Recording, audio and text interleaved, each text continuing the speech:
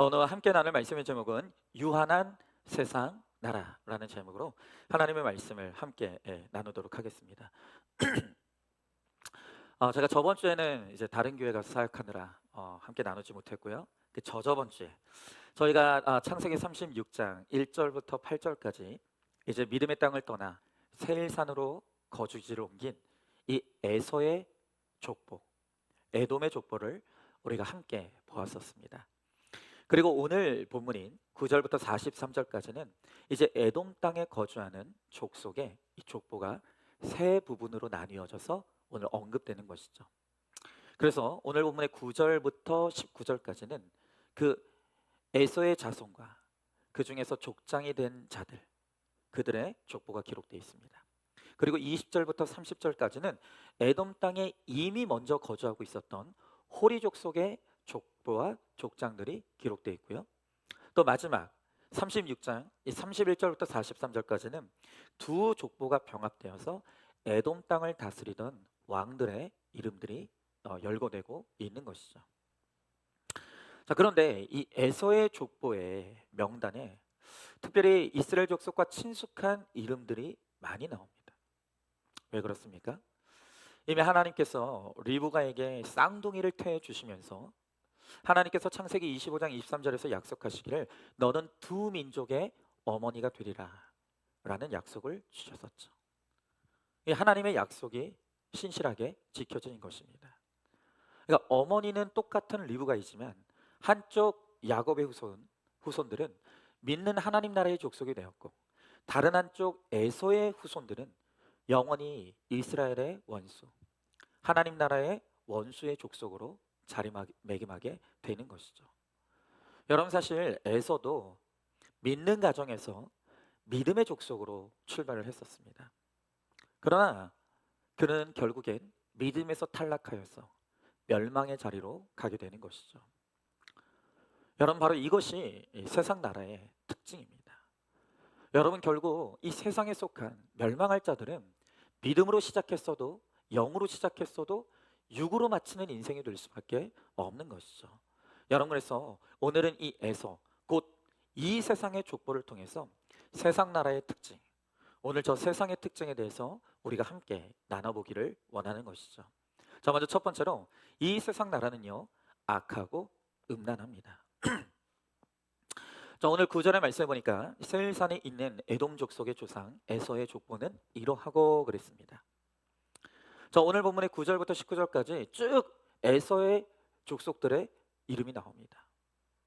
에서는 세 명의 아내에게서 다섯 아들을 낳고 그 낳은 열 자손에게서 14 족장이 나왔습니다. 즉 이 에서의 후손들은 굉장히 부흥을 해서 부족 국가를 이루게 된 것이죠. 굉장히 번성한 그런 집안 그리고 족속이 된 것처럼 보입니다. 하지만 성경에서 이 에서의 족보가 언급된 것은 이 창세기 36장이 유일해요. 여기밖에는 에서의 족속의 족보가 나오지 않아요. 다시 말하면 에서의 족속은 인간적으로는 강성해 보이지만 유한한 족보, 끝이 있는 족보라는 거예요. 자, 그런데 우리는 여기서 다시 우리가 한번 점검해야 될 것은 무엇인가 하면, 왜 에서는 믿음의 땅, 아버지의 땅을 떠나서 세일산으로 갔느냐는 것입니다. 여러분, 에서는 약속의 땅에서 동생 야곱과 화해하고 야곱과 함께 살 생각도 했어요. 근데 야곱이 보니까 하나님을 너무 잘 믿는 거예요. 너무 부담스럽게 경건한 거예요. 그러니까 이 야곱하고 같이 살면 답답할 것 같은 거예요. 게다가 에서의 곁에는 불신결혼한 이미 3명의 아내가 있었던 것이죠. 그러니 약속의 땅에서 야곱과 함께 살면서 맨날 예배드리고 답답하게 살고 찌질하게 사느니 저 자유로운 세일 땅에서 가축 잘 기르고 행복하게 자유롭게 살자. 그렇게 에서는 믿음의 땅을 떠나서 세일 땅으로 간 것입니다. 그러니까 한마디로 말하면 육신의 정욕, 안목의 정욕, 이생의 자랑대로 살고 파서 그래서 저 세상, 저 세일 땅으로 떠난 것이죠. 여러분, 그러나 인간적으로 보기에는 그 세일 땅이 너무나 잘 살기 좋은 곳처럼 보이지만 그 안으로 들어가 보면 그곳은 도덕적으로 성적으로 너무나 타락한 땅이었다는 것입니다. 오늘 우리들 교회 청년 자매가 간증을 해줬는데 한 청년 자매가 우리들 교회 등록을 했다고 합니다. 근데 이 자매가 예배를 드리는데 말씀이 들리지 않는 거예요. 그러니까 맨날 조는 거예요. 그러니까 여러분 오늘 예배 시간에 조시는 분들 제가 굉장히 안타깝게 생각을 합니다. 오죽에나 말씀이 안 들리면 그 졸 수밖에 없겠습니까? 여러분 그래도 졸더라도 이 불편한 의자에 앉아서 졸더라도 예배 드리시는 분들 진짜 축복합니다. 정말 축복합니다. 네. 여러분 이 자매도 말씀이 들리지 않으니까 졸았어요. 그런데 얼마 지나지 않아서 그만 이 자매가 남자친구와 함께 혼전 임신을 하게 된 거예요. 처녀의 몸으로 큰일 난 것이죠. 이거 어떡하나? 근데 여러분 놀라운 기적이 뭔지 아십니까? 이 자매가 예배 시간마다 맨날 졸았는데 근데 졸면서도 말씀이 들렸던 거예요. 그래서 졸면서도 들었던 낙태하지 말라는 말씀이 기억이 난 거예요. 여러분 그러니까 졸아도요 이 공동체 붙어 있어야 돼요. 졸아도 예배 시간이 있어야 되는 거예요. 그러면 뭔가 하나씩 들리게 돼 있다는 거예요. 그 말씀이 깨달아지고 또 기억이 나니까 결국 이 자매는 아이를 낳기로 마음먹었어요. 근데 문제가 있어요. 이 아이의 아빠인 남자친구가 믿음이 없어. 거기다 백수예요. 근데 자기 자신도 아직 특별한 직업이 없는 거예요. 그러니까 아이를 낳는다 하더라도 이 경제적으로 아이를 돌볼 만한 능력이 없는 것이죠. 그래서 어떻게 하나 하다가 염치 없지만 부모님의 도움을 받자. 그럼 이제 이 사실을 부모님한테 알려야 될 거 아닙니까? 근데 너무 무서운 거예요. 부모님께 이 사실을 털어놓기가 죽기보다 힘들더라는 것입니다. 여러분 이 엄마는요 딸을 유일한 희망과 소망으로 삼아 고생했어. 그래서 대학까지 열심히 교육시키고 뒷바라지를 했어. 그런데 그런 나의 유일한 희망이자 소망이자 자랑이었던 이 딸이 세상에 결혼도 안 하고 아이를 낳겠다고 하면 어느 부모가 그것을 좋아라 하겠습니까? 그러니까 이 자매가 이거 어떡하나 하다가 4개월이 지나버렸어. 이미 뱃속의 아기는 점점 자라나요. 이제 더 이상 그것을 감출 수 없게 된 이 자매가 이제 엄마에게 구구절절히 이 고백을 다해서 편지를 써서 보냈습니다. 여러분 그 편지를 받아든 엄마의 반응이 어땠을까요? 그 편지를 받아들자 엄마는 온갖 저주를 퍼붓기 시작했다고 합니다. 그리고 이 아이를 낙태하라고 회유하고 협박하고 어르고 달래고 이 자매가 어머니의 이 병적인 분노를 견디기 힘들어서 결국엔 집으로부터 뛰쳐나와서 도망갔어요. 이 자매는 엄마가 내가 임신했다는 소식을 들으면 분명히 충격을 받으리라는 것은 알고 있었지만 자기를 위해서 이렇게 희생하며 나를 사랑해 준 엄마가 이런 태도를 보일 줄은 꿈에도 몰랐다는 거야. 분명히 어머니는 내가 다 너를 위해서 그런 거야 라고 말할 거야. 하지만 여러분 그 중심에는 나의 체면 때문에 내가 도대체 내 아이가 결혼도 하지 않고 임신해서 아이를 낳았다는 걸 사람들에게 어떻게 알릴 수 있을까? 이 체면 깎이는 게 싫어서 그래서 이 낙태를 요구하는 것이죠. 여러분 지금도 마찬가지입니다. 정말 오로지 우리의 체면 때문에 이 세상에 태어나야 할 너무나 소중한 생명들이 빛도 보지 못하고 죽어가고 있는 아이들이 얼마나 많은지 몰라요. 여러분 저는 이 자매뿐만이 아니라 이런 일을 겪고 있는 사람들이 있다고 한다면 비록 실수를 통해 낳게 된 아이지만 정말 그 아이를 반드시 지키고 낳아야만 한다고 말씀드리고 싶어요. 여러분 비록 혼전 출신이 하나님 보시기에 옳은 것은 아니에요.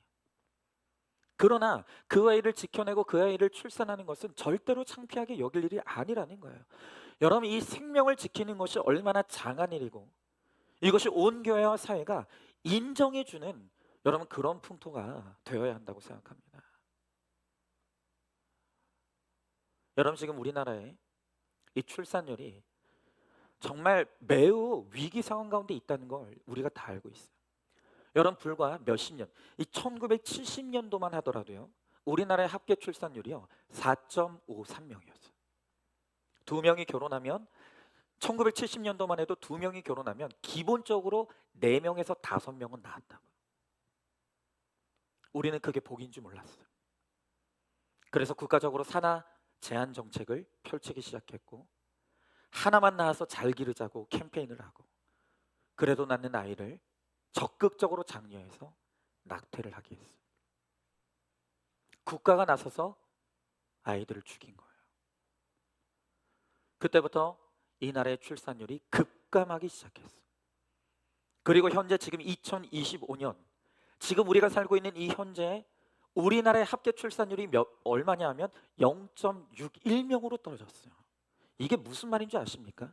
두 명이 결혼하면 이제 지금 가정에서 한 명도 아이를 안 낳는 세상이 된 거예요.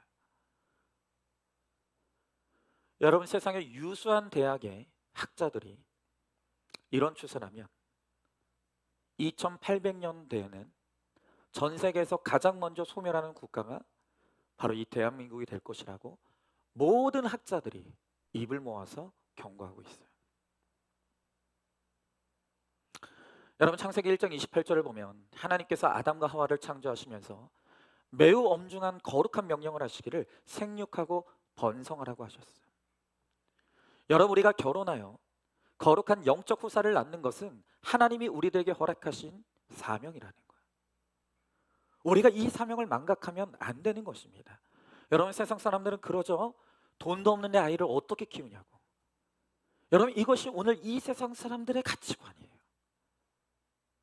자녀들을 돈으로만 키우려고 하는 거예요. 여러분 오늘 아까 제가 그 자매의 이야기를 해드렸지만 물론 혼전 임신으로 아이를 갖게 된 이 자매도 음란해요.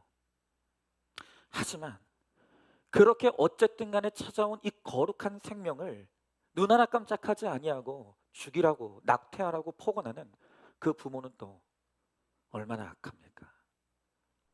여러분 그래서 예수님은 이 세대를 정의하면서 이 세대에 대해서 딱 두 가지로 정의하시기를 이 세상은 악하고 음란하다. 악과 음란 딱 두 단어로 예수님은 이 세상을 정의하시는 거예요. 여러분 너무나 명확한 정의 아닙니까? 정말 이 세상에 대해서 딱 들어맞는 정의 아닙니까? 여러분 이 세상이 너무 음란해요. 그리고 그 음란으로 찾아온 그 생명을 너무나 악하게도 오늘 우리는 죽이려고 하는 것이죠. 여러분 제가 어제 한 유튜브에서 영상을 봤어요. 그 영상을 보니까 26주 만에 아이가 조산된 거예요. 그러니까 육삭동인 거예요. 육삭동이. 그냥 피똥이에요. 피똥이. 근데 그 아이가 원치 않게 26주 만에 6달 만에 엄마 뱃속에서 조산이 됐는데 그런데 이 아이의 생애 의지가 너무 강력한 거예요. 무슨 면역력이 있겠습니까? 이 아이가 조산돼서 너무나 연약한 상태에서 폐렴이 왔어요. 폐색전증이 왔어요. 장천공이 왔어요. 수많은 합병증들이 몰려오는데도 이 아이가 버티는 거예요. 어떻게든 살아보겠다고 이 아이가 버티는 거예요. 그리고 마침내 이 아이는 살았고 이 아이가 자라서 넓은 들판을 뛰어다니는 모습. 여러분 그걸 제가 어제 영상에서 보는 거예요. 여러분 그런데 이렇게 강력한 생애 의지를 가지고 살아내려고 하는 이런 아이들을 우리가 눈에 보이지 않는다고 뱃속에 있다는 이유로 그 아이들을 함부로 낙태로 죽이고 있는 것이죠. 여러분 그 우리 민족의 죄의 결과로 지금 우리 국가는 우리 대한민국은 소멸될 수 있는 이 소멸의 위기를 맞이하고 있는 거예요. 여러분 오늘 우리들 가운데 과거에 낙태의 죄를 저지른 분들이 있습니다. 반드시 회개하십시오. 반드시 회개하십시오. 회개하면 하나님께서 용서하십니다. 오늘 우리의 회개를 받으셔서 정말 이 나라가 소멸되지 않고 정말 생명이 넘치는 나라가 될 수 있도록 여러분 오늘 우리가 정말 회개해야 되는 거예요. 여러분 이 세상은 너무나 악하고 너무나 음란한 세상. 이것이 바로 이 세상의 본질이라는 것입니다. 여러분 한번 질문해 봅니다. 육신의 정욕, 안목의 정욕, 이생의 자랑대로 살고파서 내가 가고자 하는 나의 새 일산은 어디입니까? 이해 타산과 체면 때문에 악을 행한 적은 없습니까? 교회에 다녀도 여전히 끊지 못하는 나의 악과 음란은 무엇입니까?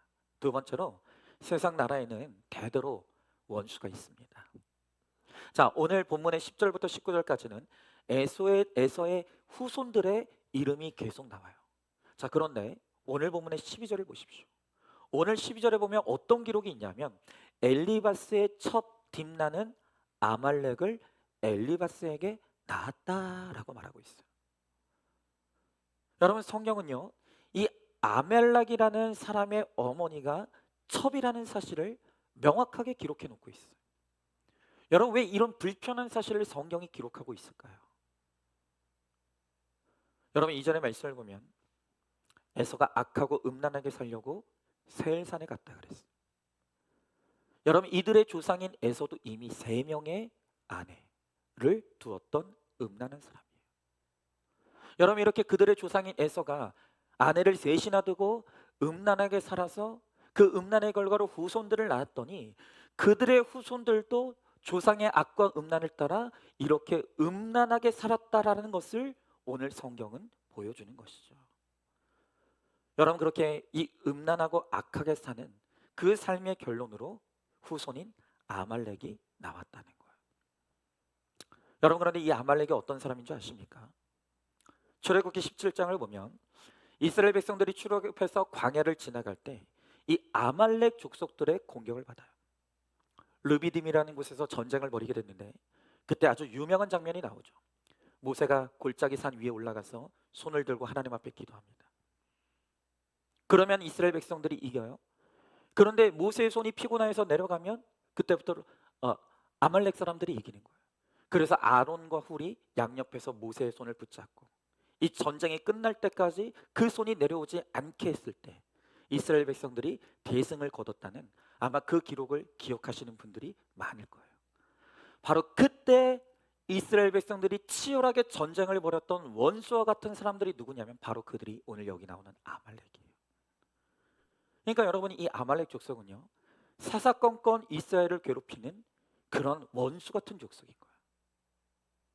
그런데 이 원수 같은 아말렉이 어떻게 출현하게 되었다고요? 불신결혼의 결론으로 첩을 삼고 불륜을 저지른 음란의 결론으로 태어난 바로 그 아말렉 족속이 하나님을 믿는 이스라엘 족속의 원수가 됐다는 거예요. 여러분 마태복음 10장 36절에서 예수님은 말씀하시기를 사람의 원수가 자기 집안의 식구이리라 라고 말씀하세요. 여러분 오늘 우리의 원수가요 어디 길가에서 만난 모르는 사람이 우리의 원수가 아니라는 거예요. 우리의 원수는요 우리 집안의 식구들 중에 있다는 거예요.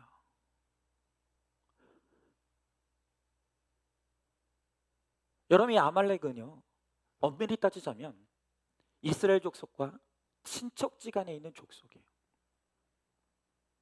그런데 에서가 불신결혼하고 음란하여서 후손을 낳았더니 그 가운데 나타난 후손들이 하나님을 믿지 않는 패역한 후손들이 되고 결국 그 아말렉 족속의 친척인 이스라엘 백성들을 끊임없이 괴롭히는 이 원수 족속이 되더라는 것입니다.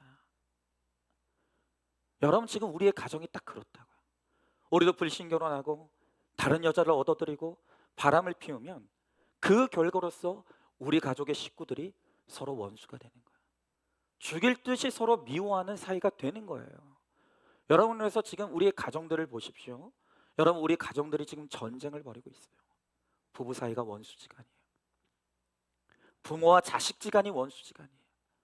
자식이 부모를 원수로 여기는 그런 집안이 얼마나 많은지 모릅니다. 여러분 오늘 아까 간증해준 우리 청년 뭐라고 그랬습니까? 밤마다 부모님이 싸웠다 그러잖아요. 밤마다 부모님이 싸우니까 제발 나를 여기서 좀 옮겨달라고. 자기 집안의 식구들이 서로 미워하고 원수 맺는 그런 일들이 일어나는 거예요. 그런데 그런 일들이 왜 일어난다고요? 우리가 죄 가운데 사니까. 우리가 죄 가운데 살고 악하고 음란하게 사니까 그 결과로서 우리의 자녀들이 상처를 받았어. 배우자가 서로에게 상처를 주어서 집안 식구들이 원수로 서로 싸우고 미워하며 살아가는 거예요. 여러분한테 더 문제는 무엇인지 아십니까? 이 에서는 너무 스스로 잘난 까닭에 그렇게 자신이 죄를 저지르고 실수를 저지르며 살아가지만 여러분 그것을 인정하지 않는 거예요. 자신의 찌질함을 절대로 오픈하지 않아요. 입을 꾹 닫고 사는 거예요. 지금 자기의 집안에 원수가 되어서 지금 부부지간이 얼마나 지금 문제가 있는지, 부모 자식 간에 얼마나 문제가 있는지, 지금 이 가정이 골마 터져가고 있는데도 절대로 밖에 나가 우리 집안의 문제를 이야기하잖아요. 이게 다 내 체면 깎이는 일이라고 절대로 오픈하지 않는 거예요. 여러분 그러니까 어려움에 처해도 도와주는 사람이 없어요. 함께 나를 위해 기도해 줄 사람이 없는 거예요. 하나님 앞에 나가 나를 도와달라고, 하나님 우리의 가정을, 병든 우리의 가정을 살려달라고 도무지 하나님 앞에 나오지를 않는 거예요. 여러분 그러니 인생의 문제가, 가정의 문제가 해결이 안 되죠.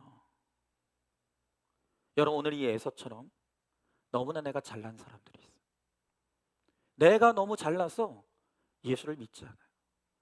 내가 너무 잘나고 똑똑하고 의롭고 올바르다 보니까 도무지 내 문제가 뭔지를 몰라요. 그러니 남편 탓합니다. 자식 탓하는 거예요. 교양이 넘치니까 내 체면 깎이는 게 싫어서 절대로 다른 사람들에게 내 문제와 허물을 이야기하잖아요. 그러면서 문제를 쌓고 살다가 결국엔 우울증에 빠져들게 되는 것이죠.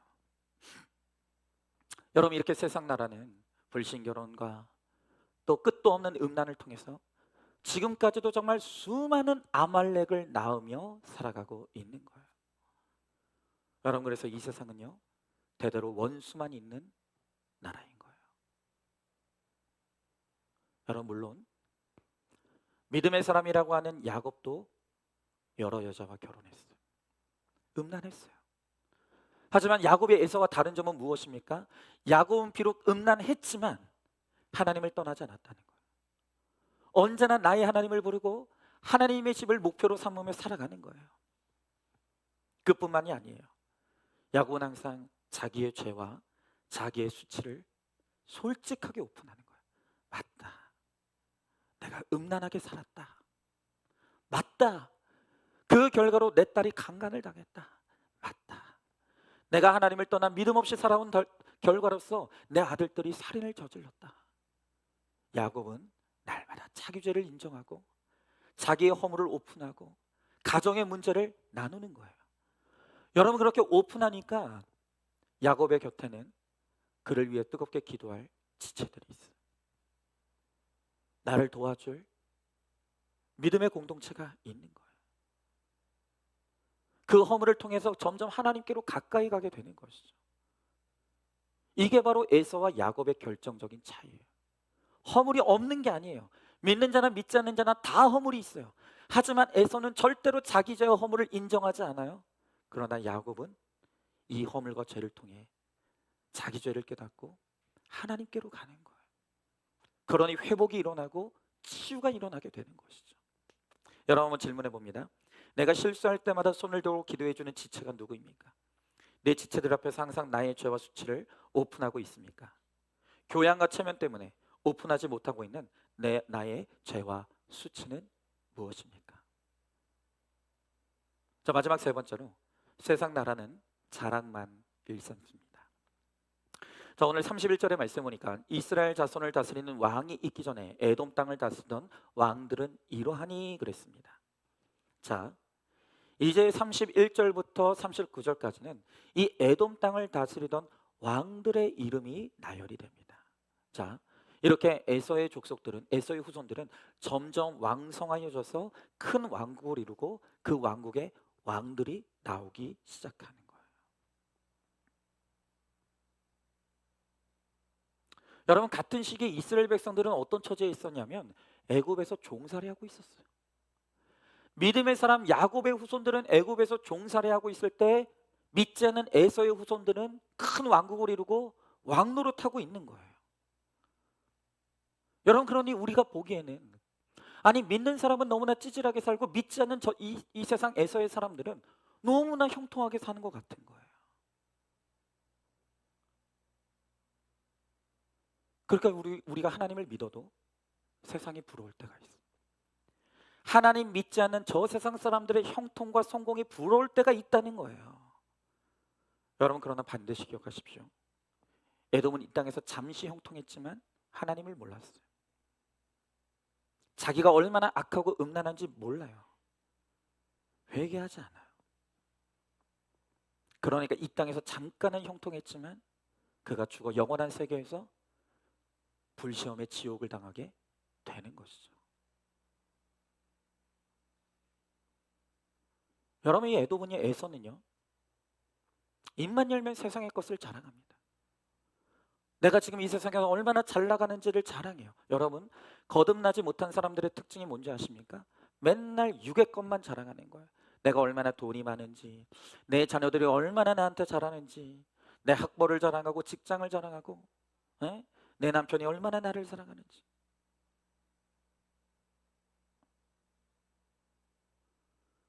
혹시 오늘 여러분들 가운데서도 입만 열면 자랑만 하는 분들 있지 않습니까? 여러분, 세상 동창 모임 가보십시오. 세상 동호회 가보십시오. 거기 가면요, 서로 자랑질해요. 자랑 경쟁하는 거예요. 내 남편이 나를 얼마나 사랑해주고, 내 자식들이 얼마나 나에게 효도하고, 내 학벌 자랑, 뭐 집안 자랑, 평수 자랑, 맨날 자랑하는 거예요. 여러분, 그래서 여러분들이 동창회 갔다 오고 세상 모임 갔다 오면 느끼는 게 뭐예요? 막 뿌듯해요? 막 너무 좋아요? 아닐걸요? 그런 모임 갔다 오면 허무한 거예요. 무슨 느낌이 드는 줄 아십니까? 다른 집은 다 잘 사는 것 같은데, 다른 집은 다 행복하게 사는 것 같은데 나만 불행한 것 같은. 여러분, 세상 모임을 갔다 오면요, 허무감이 밀려와요. 공허함이 밀려오는 거예요. 근데 여러분, 그 우리가 세상 모임에 나가서 들었던 그 자랑들이 다 가짜라는 거 아십니까? 있는 자랑 없는 자랑 싹싹 긁어가지고 와서 자랑하고, 심지어 내가 자랑할 것이 없으면 없는 걸 있는 것처럼 뻥쳐요. 거짓말로라도 자랑하는 거예요. 여러분, 그렇게 거짓말로 자랑했으니 집에 돌아오고 나면 나는 내가 뻥인 거 알잖아. 근데 남이 뻥인 건 몰라. 그러니까 남만 다 행복한 것 같고 나만 불행한 것 같아. 근데 이게 다 거짓된 거라고. 다 포장이라고요. 이게 세상 사람들이 하는 일이에요. 여러분, 오늘 23절, 아니 32절 이하의 말씀을 보면요, 그토록 자랑스러운 에돔 왕국의 실체를 보여주고 있어요. 좀 이 왕국의 역사를 성경이 뭐라고 기록하고 있냐면, 죽고 대신하여 왕이 되고, 죽고 대신하여 왕이 되고, 이것밖에 없어요. 여러분, 성경을 보면요, 벨라가 죽자 세라의 아들 요밥이 그를 대신하여 왕이 됐다고 합니다. 또 요밥이 죽자 대만 족속의 땅의 후삼이 그를 대신하여 왕이 됐다고 합니다. 여러분, 원래 이 당시의 왕국의 특징은 뭐냐면, 왕의 왕위를 그 아들이 세습하여 계승하는 게, 그게 원래 전통이에요. 근데 여기에 보면 에서의 족속의 왕국은요, 그 아들 아무개가 물려받았다라는 기록이 없어요. 여러분, 그러니까 에돔 왕국의 역사라는 것은 반역과 피 흘림의 역사라는 거예요. 여러분, 겉으로 보기에는 화려한 왕국을 이루고 있는 것 같아요. 그런데 그 속에 들어가 보면 끊임없는 배신이 있어요. 피 흘림이 있다고요. 그리고 그 피 흘림을 통해서 왕위를 빼앗는 처절한 이 왕위 쟁탈전이 벌어지고 있는 거예요. 여러분, 우리가 날마다 포장에 능하고 우리의 겉사람을 좋은 것으로 포장하고 있으니까 우리는 남의 가정을 보면 다 잘 사는 것 같고 행복하게 사는 것 같거든요. 근데 여러분, 한꺼풀만 벗기고 그 가정의 속 안으로 들어가 보시면요, 어떤 일이 벌어지고 있는 줄 아십니까? 다 피 흘리는 전쟁하고 있는 거예요. 다 피 흘리는 전쟁하고 있다고요. 다 바람 피우고 있고요. 다 지금 우리 자녀들이 병 들어가가지고 내 어머니 아버지를 원수처럼 여기면서 피 흘리는 전쟁들이 벌어지고 있다는 거예요. 근데 그건 절대 말하지 않죠. 여러분, 그게 이 세상 사람들, 이 세상에 속한 가정들에서 벌어지는 실체라는 거예요. 우리가 그걸 모르는 거예요. 여러분, 결론적으로 43절 마지막에 보니까 에돔 족속의 조상은 에서더라라고 했어요. 에서 한 사람으로 결정적으로 시작된 에돔의 족속이 이렇게 피 흘리는 전쟁과 같은 상황에서 막을 내리는 거예요. 여러분, 에서 한 사람이 믿음의 땅을 떠나서 잘 살아보겠다고 세상 세일산으로 떠났어요. 그 믿음을 저버린 결정 하나를 통해서 이제 에서의 후손들이 멸망의 자손이 되고 마는 것입니다.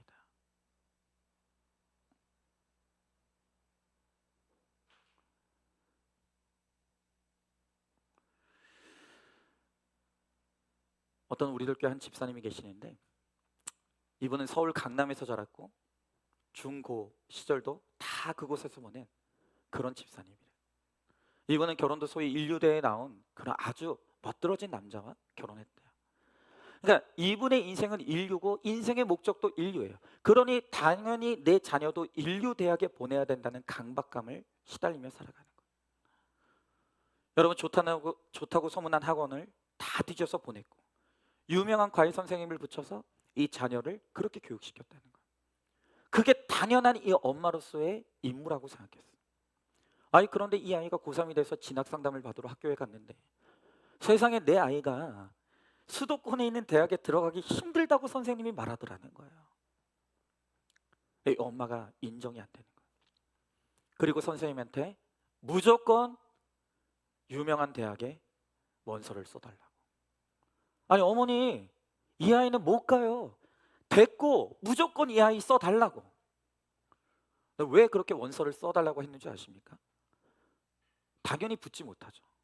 그러나 다만 다른 사람들 앞에서 이번에 우리 애가 이 대학 지원했어 라는 그 한마디 하기 위해서, 내 아이가 터무니없는 실력이지만 내 체면이 깎이면 안 되니까 다른 사람들한테 이야기할 때 우리 아이가 이번에 서울대 입학원서 냈어, 지원서 냈어, 이 한마디 하려고.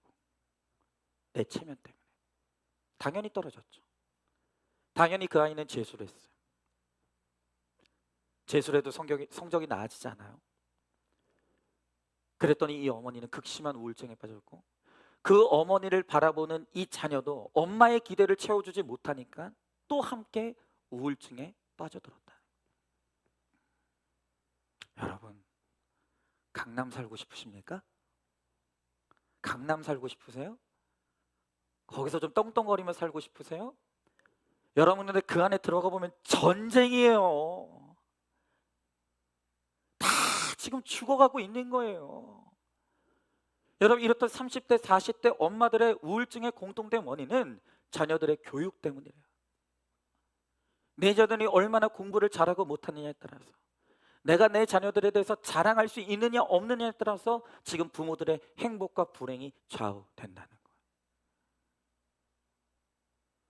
그러니까 지금 자녀를 내 자랑의 도구로 이용하려고 하는 거예요.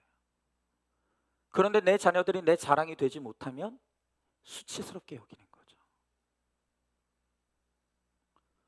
여러분, 그럼에도 불구하고 여전히 우리는 세상이 좋아 보여. 저 강남에서, 저 화려한 곳에서 나도 좀 하루만이라도 살아봤으면 좋겠다라는 막연한 동경을 가지고 살아가는 거예요.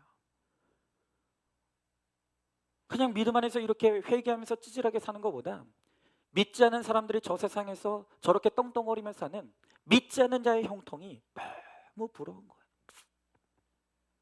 여러분, 그러나 저곳에는 생명이 없다고요. 겉으로 보이는 화려함 속에 숨어있는 저 속사람의 속 안으로 들어가 보면 거기는 피 흘리는 전쟁이 있고 다 병든 사람의 모습으로 살아가고 있다는 거예요. 우리가 그걸 몰라요.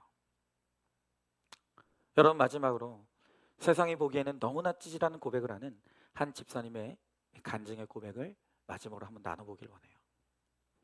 한번 들어보세요. 교회에서 양육 훈련을 마치고 나니 그 시간이 얼마나 소중했는지 새삼 느낍니다. 여러분, 우리도 곧 양육 시작합니다. 귀 있는 분은 들으세요. 정말 하나님의 족보에 오르기 위해서는 꼭 받아야 될 양육이라고 생각합니다. 저 같은 자를 양육해 가시는 걸 보면 정말 못할 것이 없으신 하나님이심을 다시 알게 됩니다. 사실 저는 중학교도 졸업하지 못해서 여러 사람 앞에서 나서는 것조차 두려워합니다. 학력을 얘기하는 자리에서는 주눅부터 듭니다. 더구나 나이도 많습니다. 이런 이유로 나는 양육받을 만한 자격이 못 된다라고 생각했습니다. 그러나 하나님께서 저에게 순종할 마음을 주셔서 양육을 받게 하셨습니다. 처음에는 긴장해서 알지 못했지만 한 과정 한 과정 과제를 하며 하나님의 인도하심을 알게 되었습니다. 또한 저는 양육받기 3주 전부터 하나님과 저만 알고 있었던 저의 죄의 문제로 아팠습니다. 술을 마시며 괴로워했지만 아무 소용이 없었습니다. 하지만 하나님은 양육의 자리를 통해 저의 숨은 악과 죄를 토해내게 하셨습니다. 매주 저의 죄를 들어 올리면서 만천하에 공개하도록 하셨습니다. 그렇게 저의 죄를 벗겨내시니 그 상처가 너무 아팠습니다. 정말로 내가 과거에 이런 삶을 살았었나 하는 믿을 수 없는 과거들이 나를 괴롭혔습니다. 하지만 저는 단 한마디도 변명할 수 없었습니다. 하나님 앞에 그저 울 수밖에 없었습니다. 그러나 우리 하나님은 사랑이셨습니다. 내 죄 때문에 흘린 눈물보다 더 큰 축복을 저에게 주셨습니다. 그토록 즐겨하던 술도 끊게 해주셨습니다. 그리고 예수 믿기 전 이혼하고 재혼한 사실과 고리대금 업을 하고 남의 것을 도둑질한 죄를 고백하고 회개할 수 있게 해주셨습니다. 이처럼 매주 저의 죄를 일일이 기억나게 하시니 지금까지 제가 얼마나 뻔뻔하게 살아왔는지 뒤늦게 깨달아집니다. 하나님 앞에서 얼마나 민망한지 드릴 말이 없었습니다. 한편으로 저는 스스로 남편이라는 깊은 감옥에 갇혀 살았습니다. 제 발에 착고까지 차며 남편을 지키고 살았습니다. 그러니 교회를 다니면서도 한 번도 수련회를 가본 적이 없습니다. 그런데 양육을 받으며 처음으로 남편이라고 하는 감옥에서 벗어나게 해주셨습니다. 이제는 빛으로 인도하신 하나님께서 주신 이 자유를 결코 육체의 기회로 삼지 않고 목장에서 저의 하나님을 증거하기를 원합니다. 아무것도 할 수 없었던 저를 이렇게까지 견인해 가시는 하나님을 찬양합니다. 그랬어요. 여러분, 저 세상의 성공과 행복을 목적으로 사는 사람들이 오늘 이런 간증의 고백을 들으면 에이 찌질해. 아니 왜 저런 이야기를 하는 거야? 아니 저런 이야기하면 부끄럽지도 않나? 아니 왜 이런 이야기를 꼭 해야 돼? 그런 반응을 보일 거예요. 왜 그렇습니까? 그들은 죽어도 말씀이 들리지 않기 때문에, 말씀이 들리지 않기 때문에 죽어도 하나님을 찾지 않는 거예요. 내가 수없이 많은 죄를 지었고 그 죄가 내 영혼을 짓누르고 있고 내 인생의 문제가 내 가정을 아프게 하고 있는데도 내가 그렇게 우울증에 걸려서 죽을지언정 절대로 하나님을 찾지 않는 것이 오늘 이 세상 사람들의 모습이라는 거예요. 여러분, 에서는 정말 회개할 줄 몰라요. 여러분, 그러나 야곱은 어떻습니까? 야곱도 악했어요. 야곱도 음란했어요. 그러나 그는 이것이 내 삶의 결론인 것을 분명하게 인정했고 회개했고 하나님 앞에 나와서 용서를 구하며 하나님의 사죄함의 은총을 힘입어 은혜 가운데 그 가정이 회복되어지는 은혜를 힘입게 되는 거예요. 여러분, 오늘 여러분들은 어떻습니까? 오늘 제 아내가 대표 기도를 했는데 제 아내가 이번 주에 정신과를 갔다 왔어요. 제 아내는 부모님이 목회자였기 때문에 부모님의 목회지에서 교회가 분쟁에 빠지는 고난의 사건을 겪었어요. 그런데 또 목회자인 남편을 만나서 똑같은 사건을 또 겪은 거예요. 여러분, 이게 트라우마가 됐어요. 그래서 여러분, 사모가 어떤 공포증이 있냐면 교인 공포증이 있습니다. 여러분은 보면 무섭대요. 사모가 여러분, 그래서 이번 주에 정신과 갔어요. 그런데 정신과에서 진료를 받고 이제 검사를 했는데 선생님이 깜짝 놀라더라는 거야. 두 가지를 깜짝 놀랐는데, 첫 번째 깜짝 놀라는 게 뭐냐면, 이 정신과에 찾아오는 사람들은 다 하는 말이 뭐냐면, 내가 왜 이렇게 우울한지 모르겠어요. 내가 왜 이렇게 불안한지 모르겠어요. 자기 우울과 불안의 원인을 전혀 모른다는 거예요. 그런데 제 아내는 정신과에 가가지고 선생님한테 내가 왜 이렇게 불안하는지 자기 원인을 다 설명하더라고요. 제가 제 부모님이 목회를 했는데, 어, 거기서 분쟁을 겪었는데, 제 남편이 목회자인데 제 남편이 목회하는 교회에서도 분쟁이 있었어요. 똑같은 일을 겪다 보니까 제가 이렇게 불안에 빠지게 됐어요. 그 의사 선생님이, 아니 대부분의 환자는 자기 불안과 우울의 원인을 모르는데 환자는 어떻게 자기 불안의 원인을 이렇게 잘 아느냐고 신기하다 그러더라는 거예요. 그래서 제 아내가 그랬다는 거예요. 우리는 공동체가 있어서 사문데 교인들이 무섭다는 이야기를 다 해도 괜찮다고.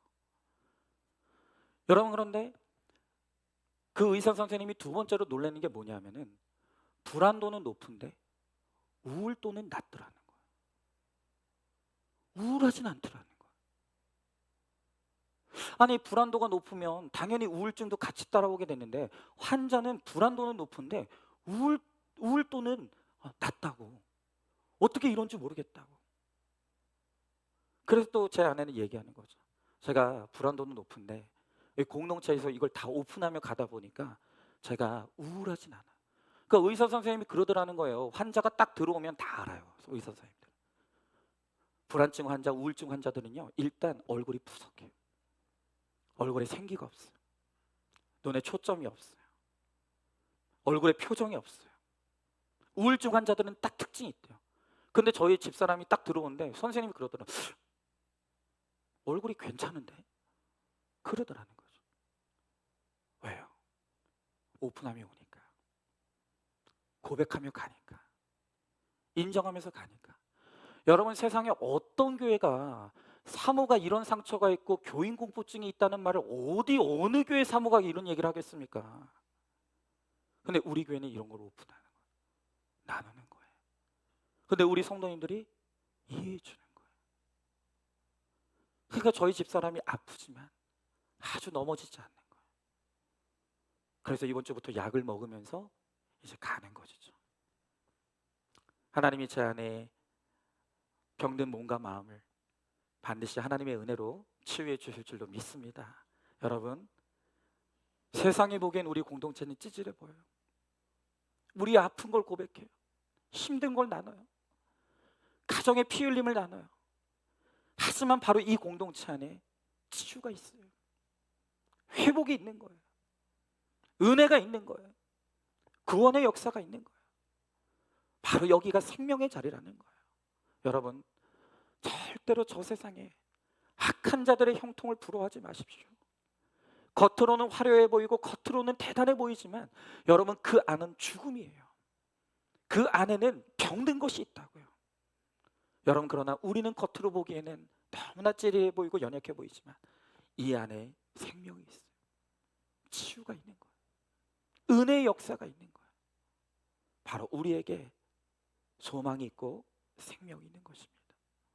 우리가 그것을 잊지 말고 오히려 우리가 저 생명 없는 거짓된 그런 형통 속에 살아가는 저 세상 사람들을 불쌍히 여기고 저들을 위해서 기도하고 그들도 주님의 나라로 돌아올 수 있도록 우리의 눈이 주의 영광을 보게 되는 그러한 정말로 믿음의 삶을 살아가는 저와 여러분, 우리가 될 수 있기를 주님의 이름으로 축복합니다. 오늘 이 시간 우리 말씀을 기억하면서 함께 찬양하고 기도하기 원합니다. 여러분, 정말 그래요. 저는 어렸을 때는 제가 목회자 자녀잖아요. 저는 목회자는 감기도 걸리면 안 된다는 거. 여러분, 저는 그렇게 배우고 살았어요.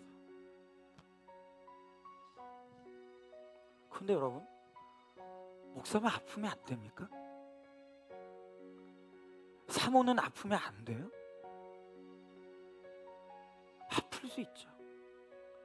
그냥 아프면 아프다고, 힘들면 힘들다고. 여러분 또 죄를 지었으면 나 이번 주에 또 죄 지었다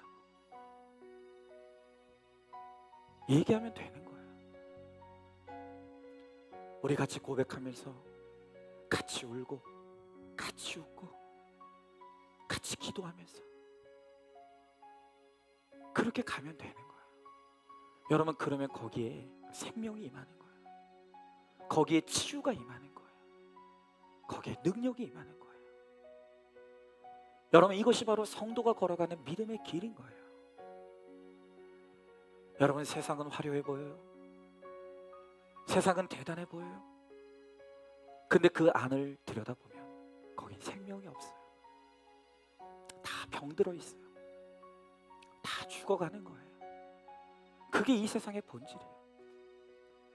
여러분 우리는 날마다 나의 아픈 것과 나의 악한 것, 나의 연약함을 고백하며 가지만 그러나 우리는 그 속에서 예수 그리스도의 생명을 누리며 살아가는 거룩한 하나님의 백성입니다.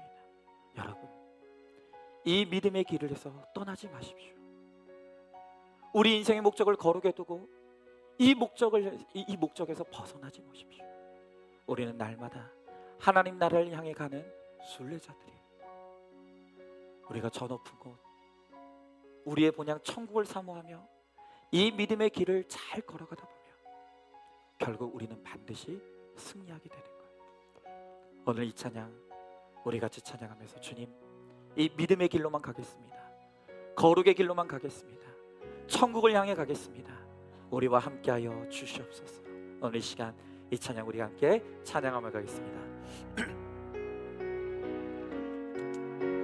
우리 믿음으로 고백합니다. 저 높은 곳을 향하여 날마다 나아갑니다. 내 뜻과 정성 모아서 날마다 우리 2절 찬양합니다.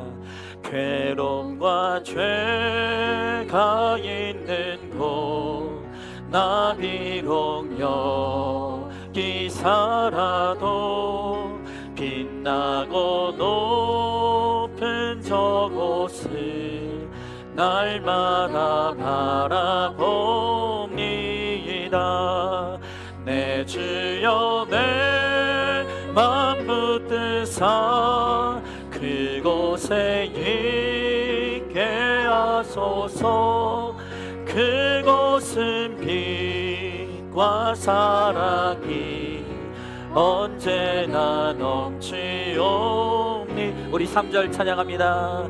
의심의 안개 거치고 근심의 구름 없는 곳 기쁘고 참된 평화가 거기만 있사오. 우리 4절 찬양합니다. 험하고 높은 이 길을 쌓으며 나아갑니다. 다시금 기도하오니 내 주여 인도하소서. 내 주여 내 맘 붙드사 그곳에 있게 하소서. 그곳은 빛과 사랑이 언제나 넘치오. 우리 5절 찬양합니다.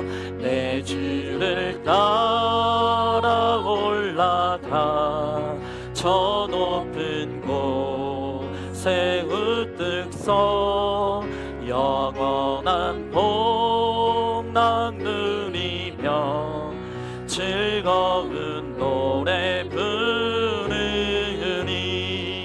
내 주여 내 맘 붙드사 그곳에 있게 하소서. 그곳은 빛과 사랑이 언제나 넘치오. 내 주여 내 맘 붙드사, 내 주여 내 맘 붙드사 그곳에 있게 하소서. 그곳은 빛과 사랑이 언제. 우리 마지막 한 번 더 찬양합니다. 내 주여 내 맘 붙드사, 내 주여 내 맘 붙드사 그곳에 있게 하소서. 그곳은 빛과 사랑이 언제나 넘치옵니다.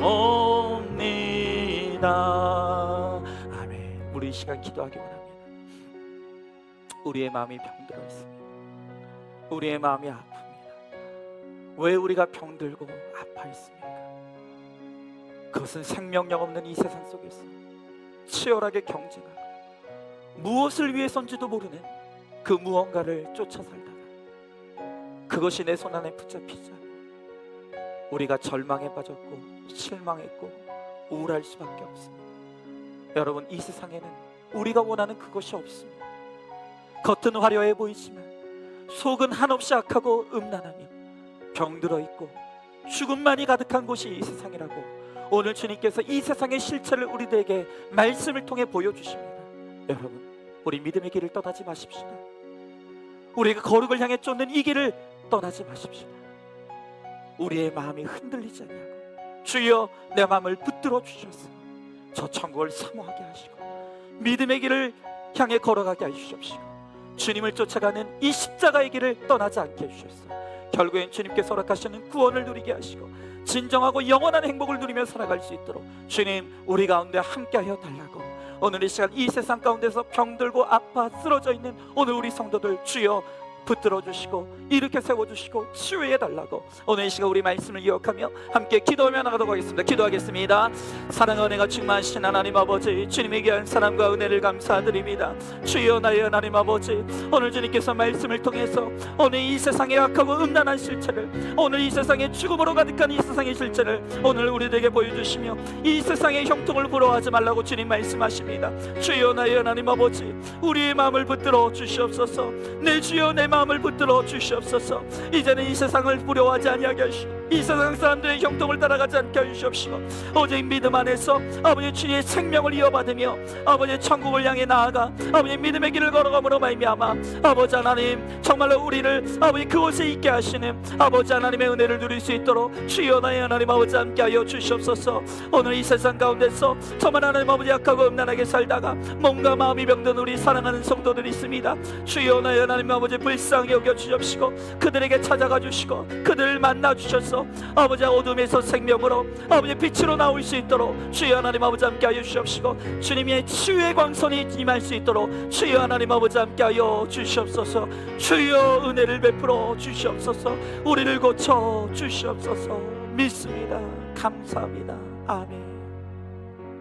하나님, 우리가 믿음으로 살고 인생의 목적을 거룩에 두고 주님을 쫓아가지만 때로는 이 세상 사람들, 하나님을 믿지 않는 이 세상 사람들의 형통을 바라보며 때로 우리의 마음이 흔들릴 때가 있습니다. 우리의 믿음이 무너질 때가 있습니다.